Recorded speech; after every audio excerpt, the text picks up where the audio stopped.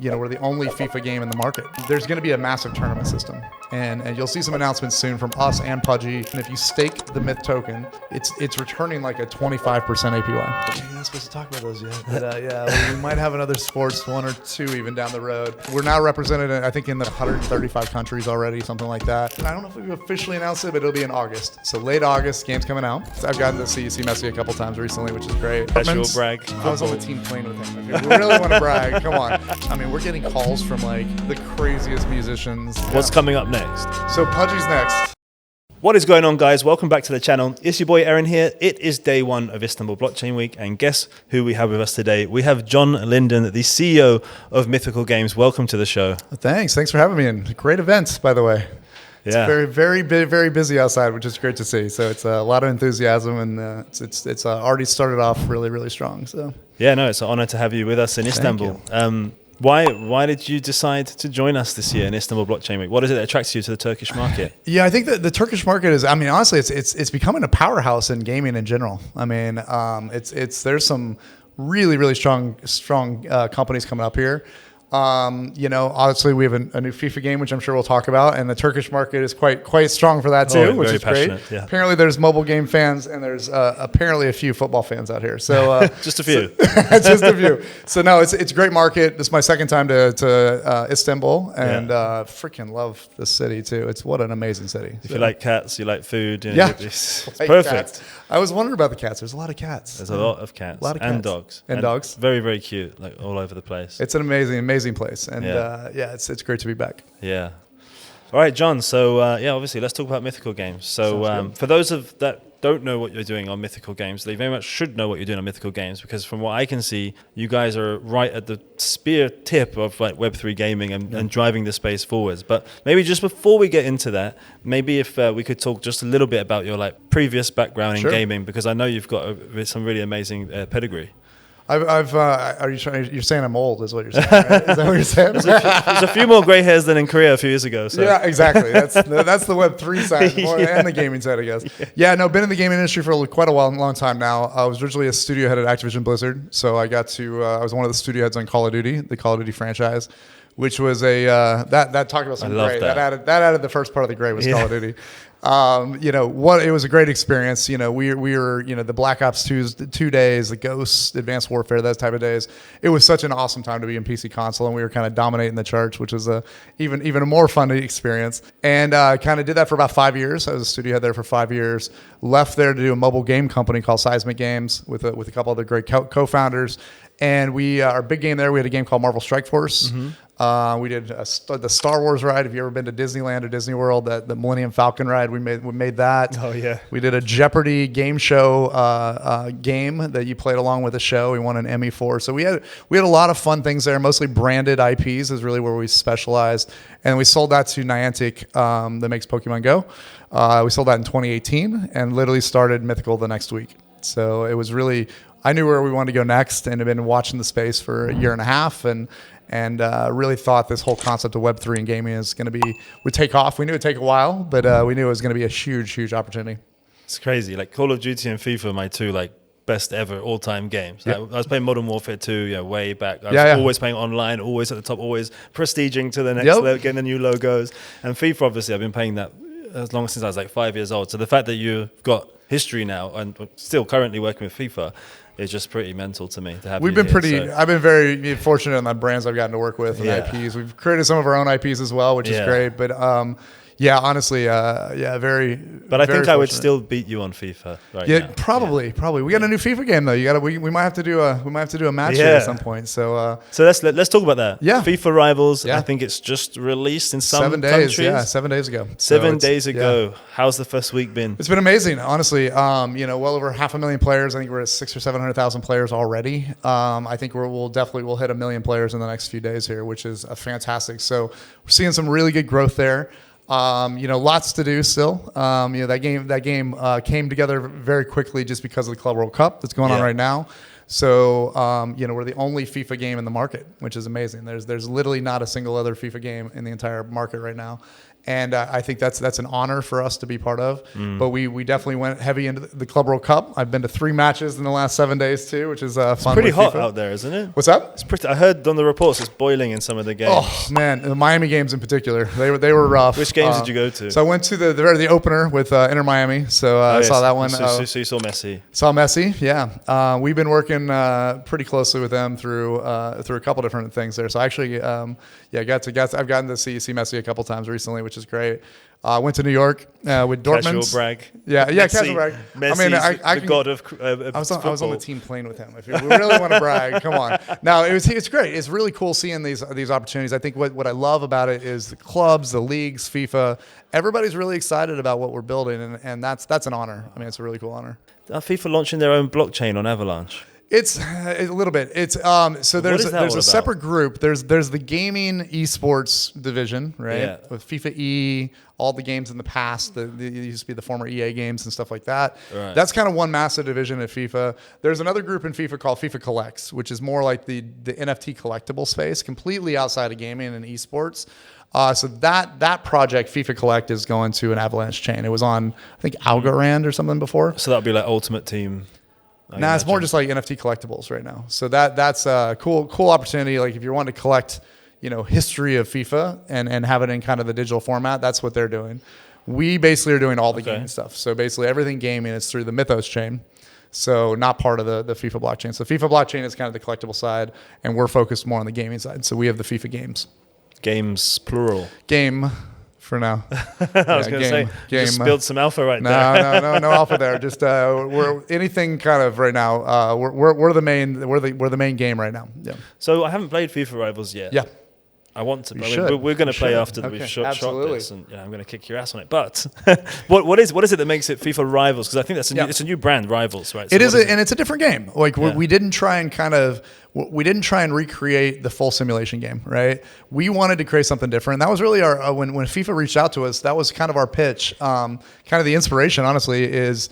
I try and go to Africa once a year. That's kind of like my get away from the rest of the world, get away from entertainment, turn off the phone. And what I noticed the last few years is that every kid in Kenya, it's a very different kind of up and coming economy there, right? To where everything is digital payments, right, through M-Pesa. Every kid has a phone in their hand, a smartphone in their hand, and it's literally smartphones in their hands now. And there's a football on the ground. And to me, that was kind of a big inspiration. So our pitch to FIFA when we were starting to talk to them was how do we have a globally accessible game? And we are focused on mobile. Mobile, we wanted to go as deep as we can on building a mobile experience so that literally anyone on the planet that has a phone can be part of this world. Yeah. And that's really what we're building. And it really lends in beautifully with our mission of Web3, right? To where what we're building is this global secondary market that anyone on any country can trade with each other very seamlessly within the game. And that's kind of what we're building. So it's a different game style. It's a little bit more Fortnite-y than simulation in a way. But if you get Messi's coming out very soon here, if you get him, he looks like Messi, down to the tattoos and everything, but a little bit more kind of Fortnite art style. And we went that direction for a couple reasons. One, I love the arcade space. I love arcade. Personally, I like arcade over simulation just because simulation it's a beast of a game to make because you're recreating everything, right? Yeah. You're trying to get that game as accurate as possible in a digital form. Yeah. In arcade, we have a little bit of liberty. We can do futuristic stuff. We can do crazy, acrobatic, superhuman moves. And that makes it fun for me. It's a bigger design space. You'll see a lot of cultural music crossovers coming fairly soon, right? And so, it's really fun. But the fact that it's a FIFA game, we're getting calls from, the craziest musicians idols of mine when I was growing up are reaching out saying, hey, how do we be part of this game? And so, what's that? Who? Can't mention yet.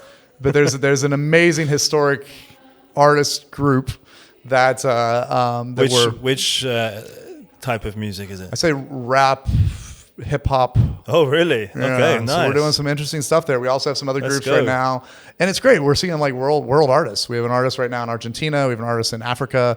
We have a U.S. big group in the U.S. that's wanting to be part of this. And to me, that's what it's about. It's about bringing the culture of football globally into an experience that it's bite-sized. Matches are 90 seconds, so it's a very fast pace right now.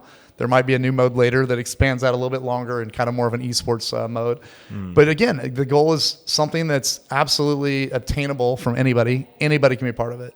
And that's really the vision. And having this kind of, no matter what country or where you're at in the world, being able to trade with everybody else instantly and kind of this big global economy, I think is awesome. And that's really what we're trying to do. Absolutely. It's like the key element of Web3 gaming and the whole point of it, kind of in the thing in the first place. Yeah. So obviously you've got the data, I assume, the last week or so. Where are most of the users coming in from right now? It's literally everywhere. I think we're now represented, I think in the first week, it's like 135 countries already, something like that.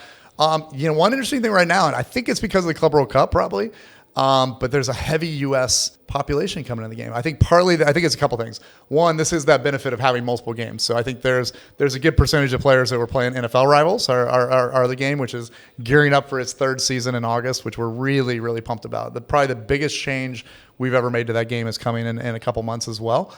But a lot of those players are coming into FIFA right now, especially it's off-season NFL. There might be NFL fans and trying this out. And what I love, too, is everybody's been able to pick up the game. And I think that's kind of great for the clubs and the leagues and everybody is that anyone can pick up this game. And I've seen a lot of people pick it up. My daughter works at Apple. Works on Apple hardware. She's on the iPhone team. And like she was telling me, she's like, people are playing this at Apple, and like even people that aren't necessarily, soccer in the US or football fans, the rest of the world, they're picking it up and having fun with it, which is good. You're American, right? Yes. So now obviously with FIFA, you understand how big we call football is. Yeah. But do you really has it hit you and been like, oh, this is actually even bigger than I ever it thought actually it did was? Yeah, it did for a couple of reasons. I'll give you a couple of reasons. One, rights management has been a very big, interesting situation in football.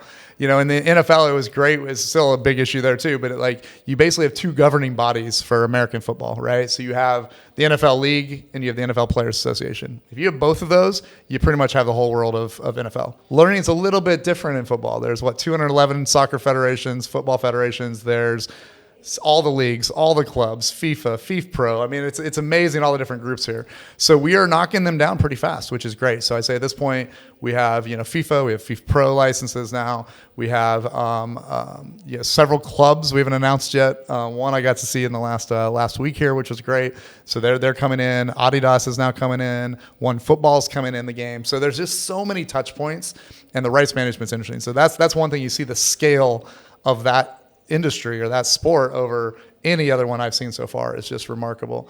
The other one is I got to see firsthand, which was really fun to see. I've seen a lot of matches before.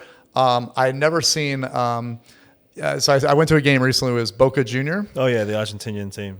Oh man, I had never seen an experience live like that before. The fans, crazy. Yeah. I mean, it was amazing. And honestly, there's a powerful moment for me, and it's something we want to capture in the game.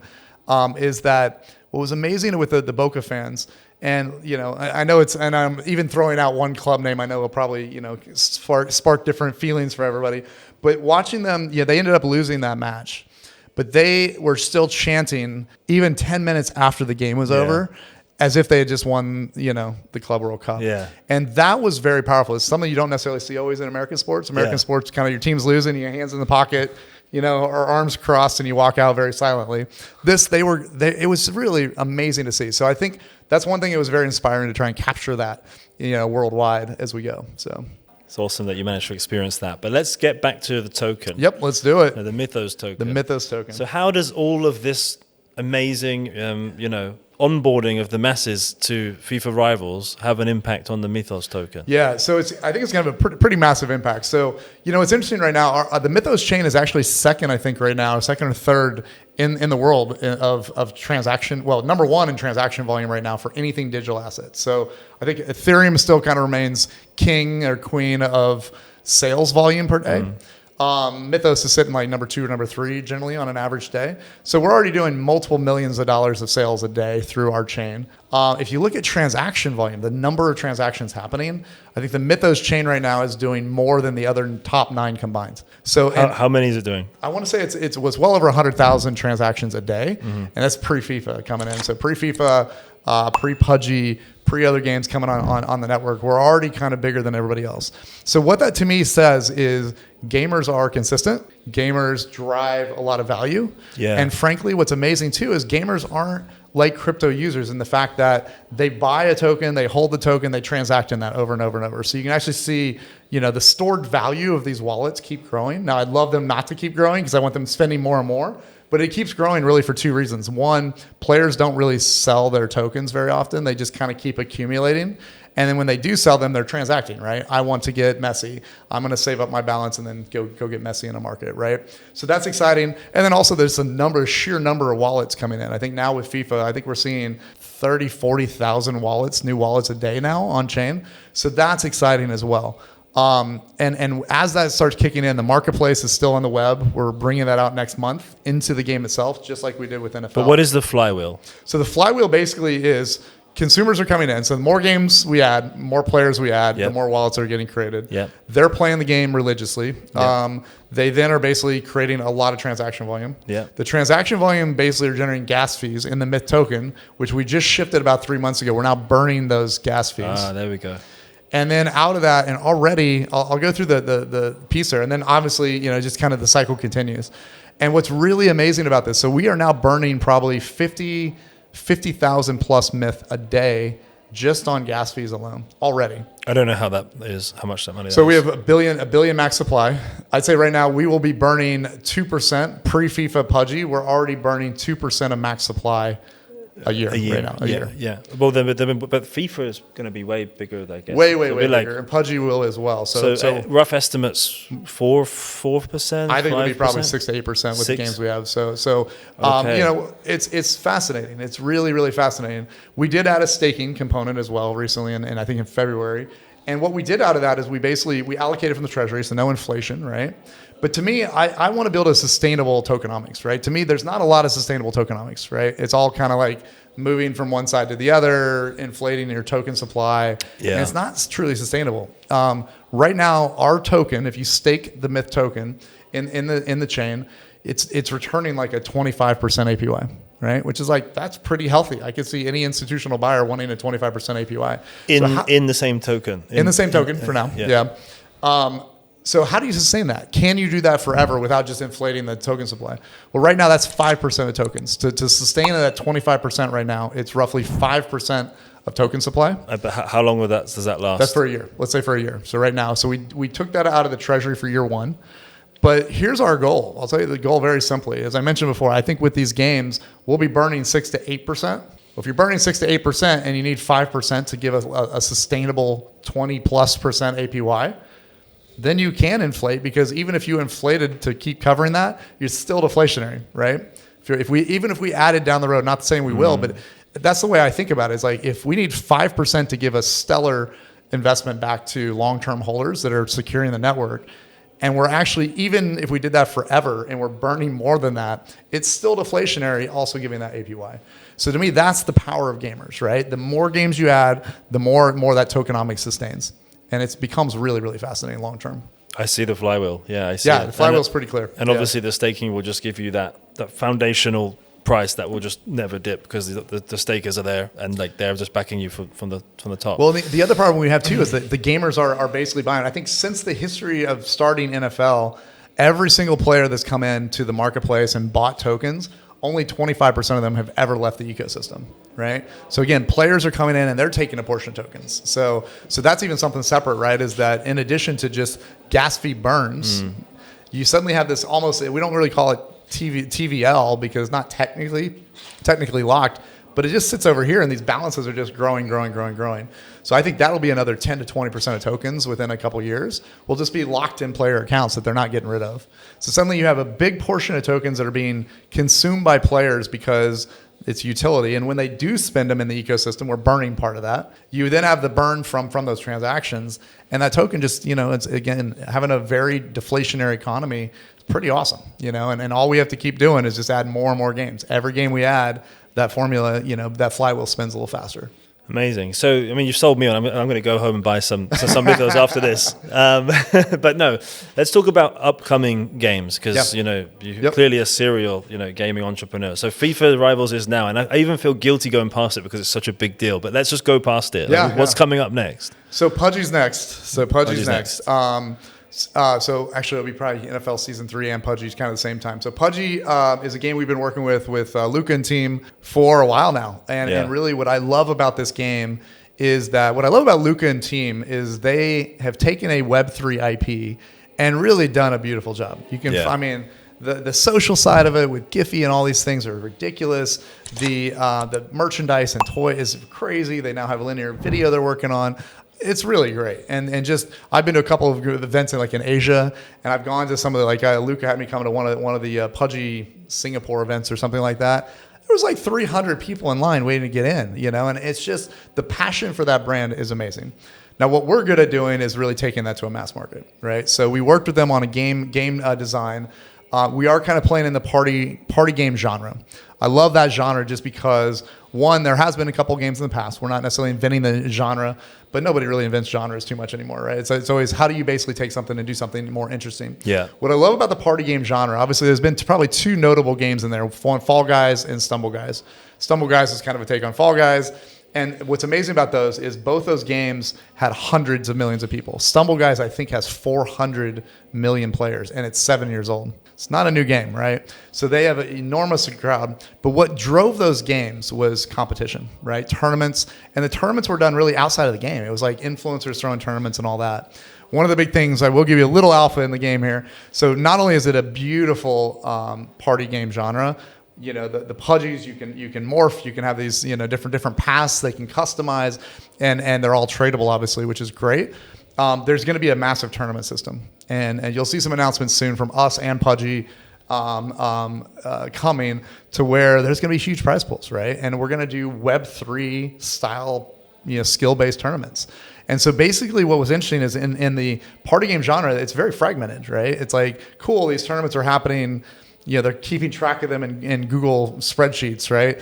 They're you know, what we're going to do is we're going to basically release a Web3 infrastructure that lets anybody do it. If you and I want to create a tournament between the two of us or our groups, we could do that. If we want to have a public tournament with an influencer coming in saying, hey, I'm promoting this tournament right now, and they're getting a cut of it. All of it, this is the power of Web3, right? Turn out that system. And there's prize pools. There'll be prize pools. There'll be community-based tournaments. So, like, we can create our own tournament. We can create an entry fee. And that's going to be cool. Just forgive me, but so Pudgy Party, like, okay, we're competing, but what are we actually doing in the game? Like, so literally, it depends on the tournament, right? So, what I love about kind of where this goes is that it's like mini games, like. It's not even mini games. It's like you can come up with your own tournament. So basically, the game itself can be an oracle for the data, right? So think of like the prediction market apps. There has to be an oracle of data, right? Yeah. In this case, the game is the oracle. So whatever the game wants to put out, hey, most yards run, most wins, most, slapping someone with a fish, whatever they want to basically do, the games can basically release that through the API. Now, once they release that through the API, we can create a tournament around whatever metric we want. I can say, you know what, I want to do a tournament that's going to last 3 days. I'm going to keep it open to the public, no cap. It's going to be a 4 myth entry fee. Right? And my tournament's going to be winner takes all. So however many people join that tournament, it's tracked by the stat I choose. The game's the oracle for that. And there's prize pools, right? And to me, that is such a powerful part of Web3. All of it's automatic. It's all done through smart contracts. Money in, money out. We're not touching any of it. It's all smart contracts. And then the game becomes the oracle, right? And I think those types of things is going to take this. We've seen it work in Web2 unofficially. Right, we've seen it in a very fractured economy. You suddenly bring that into a unified ecosystem with Pingu and with Myth and all these different things, and the game becomes the oracle of that. I think it's going to be awesome for Web3. When is it coming out? So the game will be, I don't know if we've officially announced it, but it'll be in August. So late August, game's coming out. It's actually out right now in Indonesia and Brazil, so we're doing lots of testing, obviously, right now. August, so we're literally talking 60, 70 days. Yeah. So that game will be out, and then the tournaments will be fast following that. So tournaments won't be day one, but it'll probably be within, hopefully, 30 days from that as well. Wow, you're pretty efficient, huh? Like you got FIFA, NFL, Pudgy. I think you've got some more sports brands coming as well. Yeah, you're not supposed to talk about those yet, but we might have another sports, 1 or 2 even down the road. Sports has been a huge thing for us. I mean, it's just it works so well with what we're doing. I'd say we've been very fortunate. We've had every sporting league in the world at this point has reached out. And I think you said, correct me if I'm wrong, you said you met a team here last week. You're talking about a Turkish team. No team. I met a team at the Club World Cup. Oh, the Club World Cup. Okay. Yeah. No Turkish teams yet. I've gotten some good introductions though. So yeah, I'm well, I mean, they're all very open. Oh my God, yeah. I mean, there's several teams here that are just such followed. I can't wait, and that's really our goal. Our goal with FIFA, we have no restriction on that. We can basically bring in any club, any league, in any group we want into the game, and that's really the goal. Like, I want all the federations at some point. I want all the clubs, all the leagues eventually in this game. So, and we'll just keep rolling them out. So I think next month you'll see, so we have announced two things, the Adidas deal and the One Football deal. You will start seeing a couple official teams coming in outside of the Club World Cup start coming in. And we hope to do that every month. We'll have new clubs and new leagues coming in the game. We're now going to let people have our own AI sports agent over time. Our revenues went from 20% Web3 in NFL to 65% Web3. By the end of this year, there's a lot of reports saying that AI agent transactions are going to take over humans. Somebody played 200 games a day so far. That's like 6 hours a day. That's a full-time job. So the super token I think is really fascinating. I think that's a really great one. The idea of like, I'm just going to have AI play it for me. That's not really a game anymore. That's like an economy, an automated economy. Give me your hottest take on Web3 industry today. A lot of people don't really realize this, but 90% of Web2 games fail. Like 90%.